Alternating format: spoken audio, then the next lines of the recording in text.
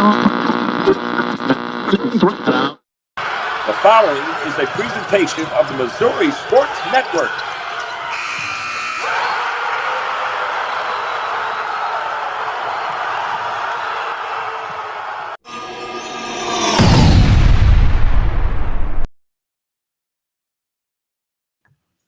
Hey, everybody. Hey, it is Wednesday, February the 26th, 2025, and it's time for Hump Day, but it's also Where Are They Now Wednesdays here, episode number 46. 6 weeks away from 1 year on the job, and a reminder that you're watching the original Where Are They Now Wednesday. Don't be fooled by the Johnny-come-latelys or some other imposter. Folks have tried it, and they've fallen off the wayside. Playing on Sports and the Missouri Sports Network are your only sources for what Missouri high school talent does, not only when they're in high school, but when they get to the national stage of the NCAA. No one has more information for you than us. We really do appreciate your attention and loyalty. And, hey, do us a favor. Hey, go to our website, visit it. Hey, leave us a quote or a comment. Hey, go to the YouTube page and subscribe. Go to our Facebook page and like. Hey, we want to hear from you. We're trying some new things, and you'll hear about one of them here today with the career milestones. But, hey, we want to know what kind of job we're doing. And we want you to know that we appreciate you. So, hey, send us a comment, drop us a note, like us on Facebook, like us on Twitter, whatever you need to do. Hey, are you ready? Well, good, because we've done your homework for you. Last week and this week, Kent, we welcomed into the show Kent Mueller from Playing on Sports. Talk a little bit about what we covered last week and what's coming up.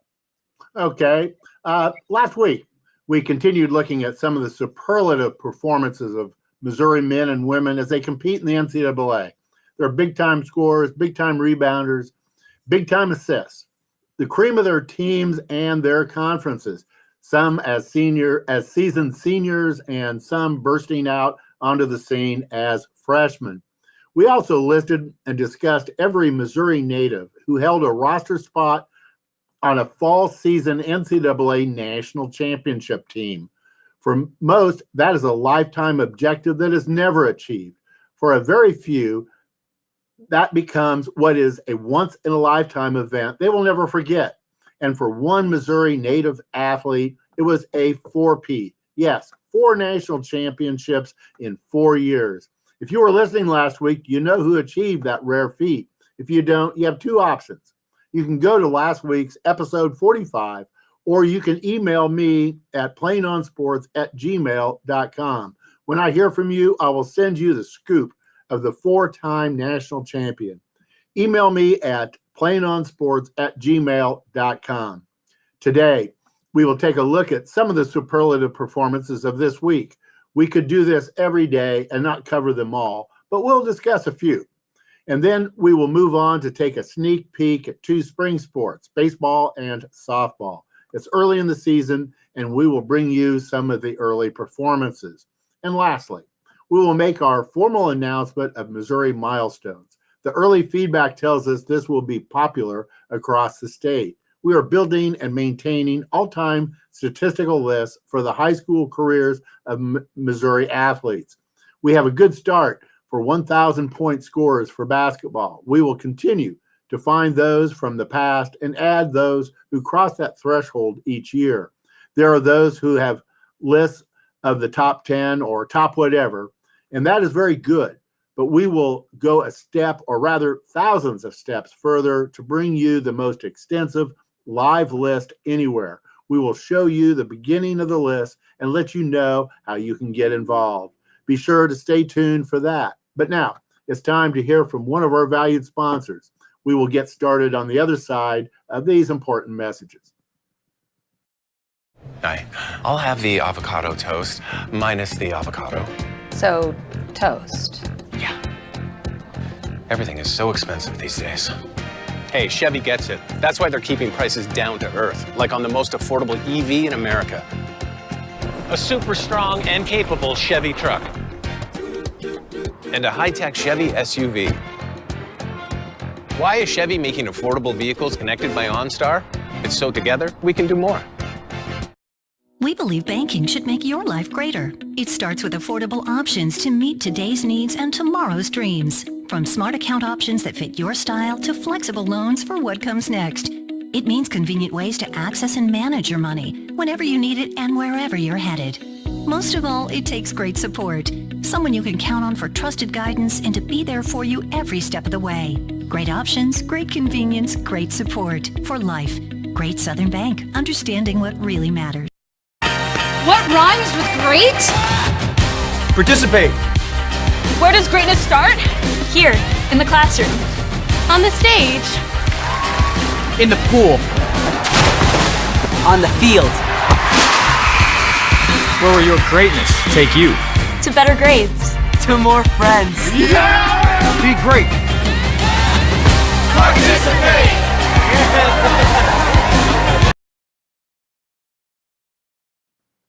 Hey, welcome back to Where the Now Wednesdays here on the Missouri Sports Network, MissouriSportsNetwork.com, where everyone has a home field advantage. And as always, presented by RBW Agricultural Farm Equipment and Sales, home of the Rancher Hydraulic Cattle Baron, Heritage and Legacy Cattle Chutes. RB Agricultural carries curated lines of new livestock handling equipment, front-end loader attachments, and is the #1 dealer for Ironcraft flex-wing rotary cutters in the United States. They care about the safety of not only their customers, but of their livestock, bringing efficient equipment to the market, making high-quality equipment affordable for farmers and ranchers, and the integrity of their words and conduct. Find them in Bolivar and in Moberly, Missouri, or visit them at rbwag.com. Back to Where Are They Now Wednesdays with Kent Mueller. And Kent, where are we going? Well, here are some of what Missourians have been doing out on the NCAA basketball courts. Central Missouri got 2 more wins this week, 66-57 over Rogers State and 80-58 over Central Oklahoma. Instrumental in those 2 wins was Reese Schaff. She's a junior guard out of El Dorado Springs at Central Missouri, which is in the Mid-America Intercollegiate Athletics Association. Reese had a pair of double-doubles this last week. Against Rogers State, she knocked down 11 points and pulled down 11 rebounds. She followed that up with 15 points and 11 rebounds against Central Oklahoma. When the Jennies faced off against Rogers State, they met up with Ella Hafer. She's a junior forward out of Joplin High School at Rogers State, which is also in the Mid-America Intercollegiate Athletic Association. Against Central Missouri, Ella led her team with 16 points. She hit 6 of 11 from the floor, including 2 of 2 from beyond the arc, and she hit both free throws. She also pulled down 6 rebounds. Ella leads Rogers State with 12.7 points per game and 7.2 rebounds. She is in her first year at Rogers State after competing for 2 years at Northeastern Oklahoma A&M, where she averaged 11.4 points and 7.2 rebounds. I hope the Conway family could be in attendance when Rockhurst University defeated Lincoln University last Thursday. Macy Conway is a junior guard out of Nixa at Rockhurst, which is in the Great Lakes Valley Conference. And she's joined by her sister, Sadie Conway, who's a freshman guard out of Nixa High. Macy started the game for the Hawklets, but only played 19 minutes. In those 19 minutes, she scored a team-high 10 points, 6 of which came from three-point land. Her sister, Sadie, came off the bench to play 13 minutes. In those 13 minutes, she matched her sister's 10 points to match the team high. She did that by making 5 of 7 from the floor. Macy is now averaging 9.3 points for the season. Sadie's contributions are increasing as her time on the court is increasing. And another freshman Hawklet who made noise in that game was Victoria Swingle. She's a freshman guard out of St. Michael. Victoria made the most of her 14 minutes of playing time. She scored 9 points by going 3 for 4 from the floor, including making her 1 3-point attempt. She also was 2 for 2 from the free throw line. When Victoria wasn't scoring, she was dishing out 2 assists. Sadie Conway and Victoria Swingle are 2 freshmen who are stepping up as their playing time is increasing. Now, I've mentioned Serena Sandell a number of times. She is a senior guard out of Maryville High School, playing at Kansas State University in the Big 12 Conference. The Wildcats hosted cross-state rival Kansas on Saturday. K-State put it to the Jayhawks 90-60, making it easy to score was Serena, who ended the game with 15 assists. She now has 760 career assists, averaging 5.8 for her 132 games as a Wildcat. And I might add, Serena is a rare athlete who has started each of the 132 games since entering college. The former spoof hound will be remembered in Manhattan as one of their greats. Over on the men's side, there is Zach Howell. He's a redshirt sophomore guard out of Springfield Catholic, playing at Drury University in the Great Lakes Valley Conference. Zach scored 13 on Saturday as the Panthers outpaced Southwest Baptist 89-59. He is averaging 13.8 points per game, second high on the team. Truman State hit the gold mine when they recruited men's basketball players out of Westminster Christian Academy. Former Wildcats, who are now Bulldogs, are Kobe Williams, a sophomore guard, and Kason Lawrence, a redshirt sophomore guard. Both now at Truman State in the Great Lakes Valley Conference. Kobe leads all Bulldogs in scoring with 14.3 points per game. He is shooting just under 50% from the field and 86% from the line. He also leads Truman State with 5.1 rebounds per game. Kobe scored 19 in this week's win over Maryville University. He had 7 of 14 from the field and 4 of 4 from the line. He also got 9 rebounds and dished out 5 assists. Kason has been coming on strong, making 25 threes just in the month of March. His scoring average has been surging along with his playing time. Back on February 8th, he hit 8 of 14 from beyond the arc to lead Truman State past Southwest Baptist. He did that one better in this week's Maryville game when he made 9 out of 15 three-point attempts. That led to his career-high 31 points. We expect Westminster Christian Connection to continue to propel Truman State's success on the court. Missouri talent is what drives number 11 ranked Missouri S&T. Two in particular are Andrew Young, a junior forward out of Marquette, and Cameron Stovall, a sophomore forward out of Vashon. Those two have pushed the Miners to the top of the Great Lakes Valley Conference, which they lead by 2.5 games. This week against Southwest Baptist, Andrew Young scored 15, shooting 7 for 11 from the field. Cameron Stovall chipped in 11 points, hitting 4 of 5 from the floor. That was to push the Miners to a win over Southwest Baptist 64. S&T's game with Rockers was much closer. Cameron Stovall, the Vashon grad, came up big with 26 points, hitting 12 of 18 from the floor.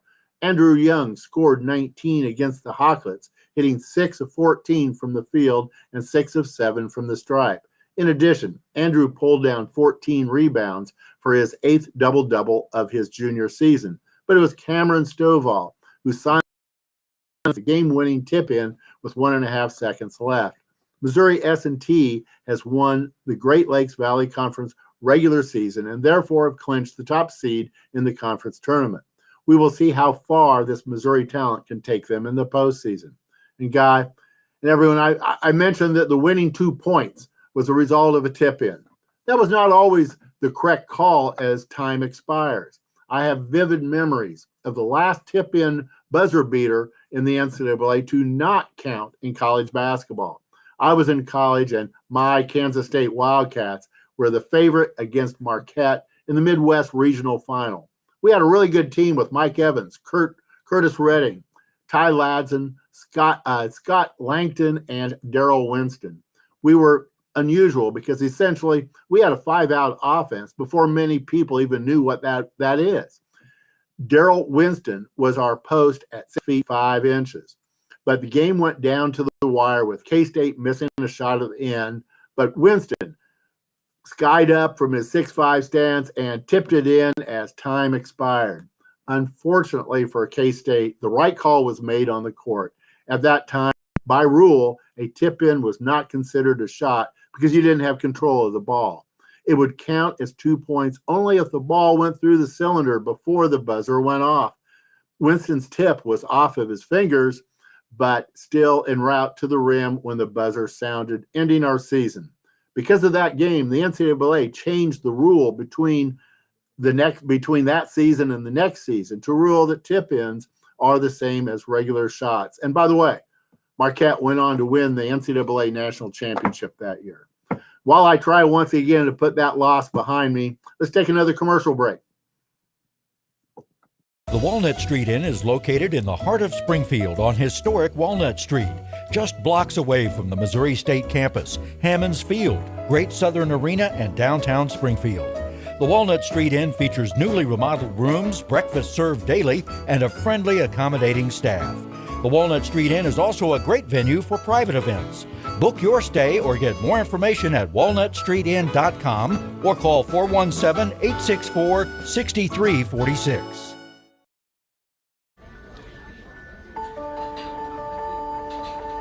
Imagine a bank that goes where you go,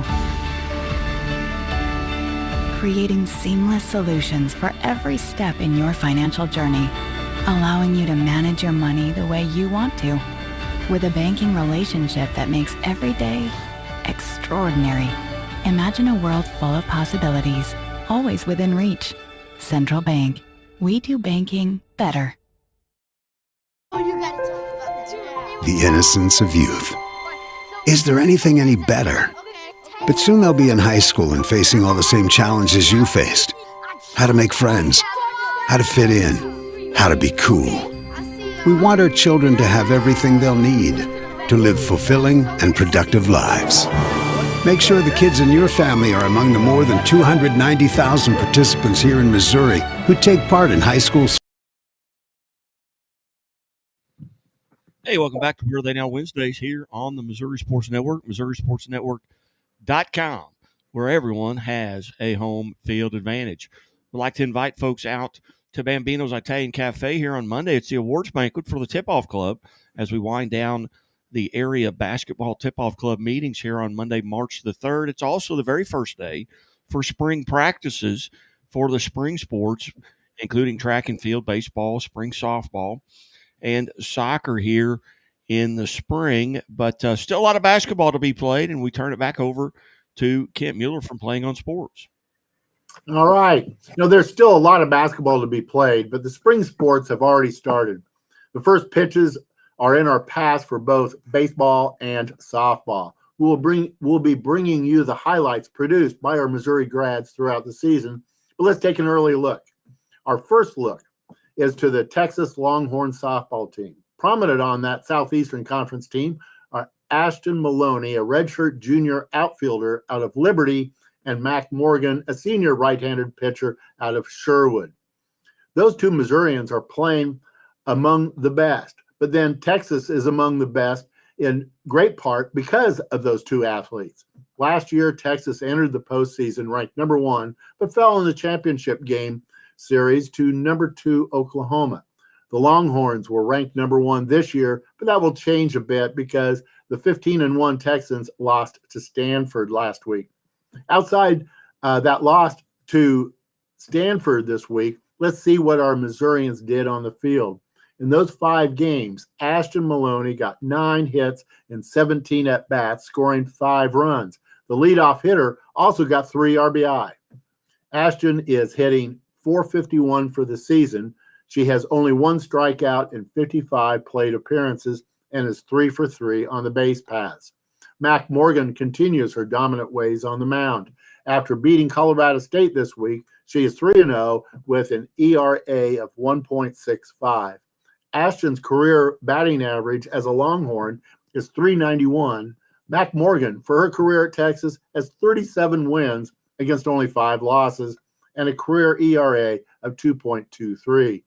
A couple of local players were key in Missouri's 15-3 win over Southern University this week. They are Brock Daniels. He's a junior infielder out of Vianney, and Brady Picarelli. He's a freshman outfielder out of Eureka High.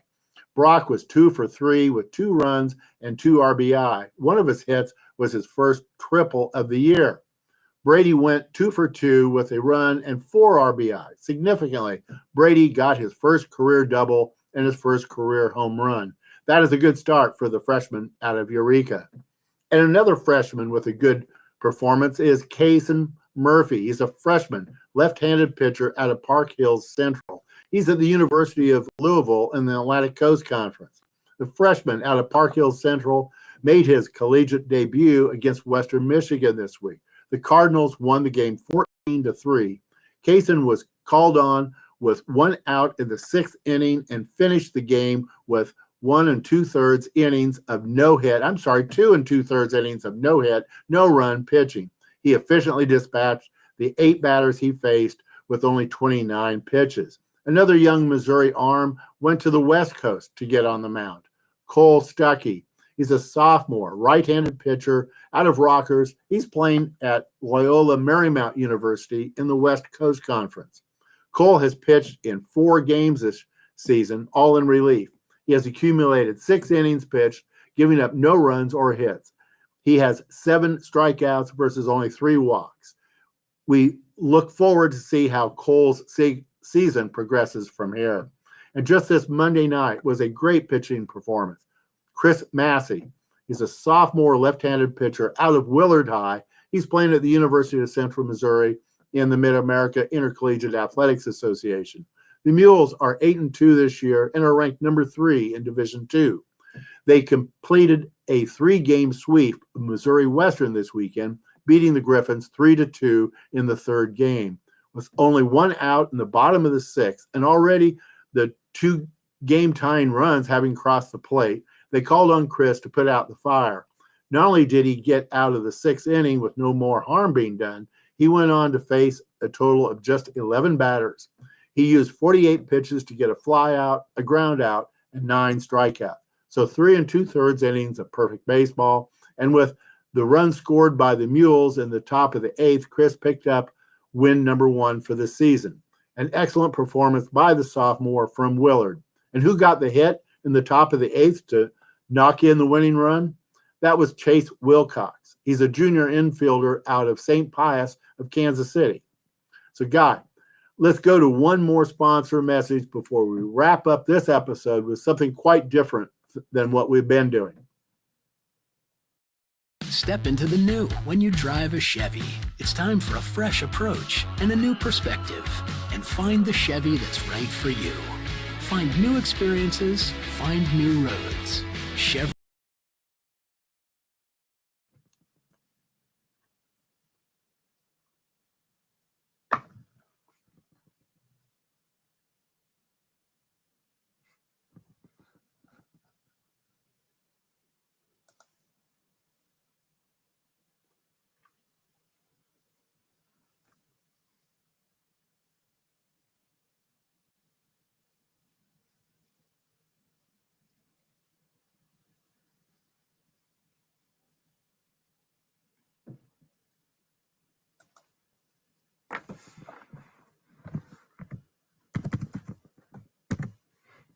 Hey, welcome back to the Missouri Sports Network here. Where are they now? Wednesdays on the Missouri Sports Network. I apologize. My mic was muted. So that was a long story there that I told, but I didn't realize that my mic was muted. I'm certainly glad you've tuned in. And as always, the Missouri State Highway Patrol reminds us to take that 3 seconds and buckle up. It's 3 seconds that could save your life. And as Kenny alluded there before the break, we began something different called the Missouri Milestones. Can't tell us a little bit about what the Missouri Milestones are all about? Well, first of all, I'll just say I admit that there are probably times my wife wants my mic muted. So we'll get along, though. But at Plain on Sports and here on Where They Now Wednesday, we give a lot of much-needed attention to the accomplishments of Missouri athletes as they compete in the NCAA. And now we, Scoreboard Guy and Missouri Sports Network, have teamed up to produce and maintain some all-time stat lists for Missouri high school athletes. The name of our overall project is Missouri Milestones. Under that heading will be each sport and the individual stats that we accumulate. We are starting out with 2 all-time stat lists: the boys basketball 1,000 career point scoring list and the girls basketball 1,000 career point scoring list. We will add additional sports and all-time stat lists as we go into the future. Ken, as you look at that, and this is an evolving list all the time, growing every day. As I see these scores come across via Twitter, I get messages from coaches about how many right now are on the list, and I know there's still we're just scratching the surface at this point. Well, right now we have well over 600 boys and well over 400 girls on the two lists. We're approaching 1,100 total. So, but we've just gotten started, and I don't know how many are out there, but I think both lists will be in the thousands. And of course, we will be adding new names on the list every year. I expect these lists will grow rapidly and then crest as we keep looking for more historical additions, but then always adding the new ones to the list each year. So the work of these lists will never end. Yeah, I'm looking at that list, and in fact had a conversation just yesterday with the gentleman at the very top of the list on the boys' side, and Fred Johnson at 3552.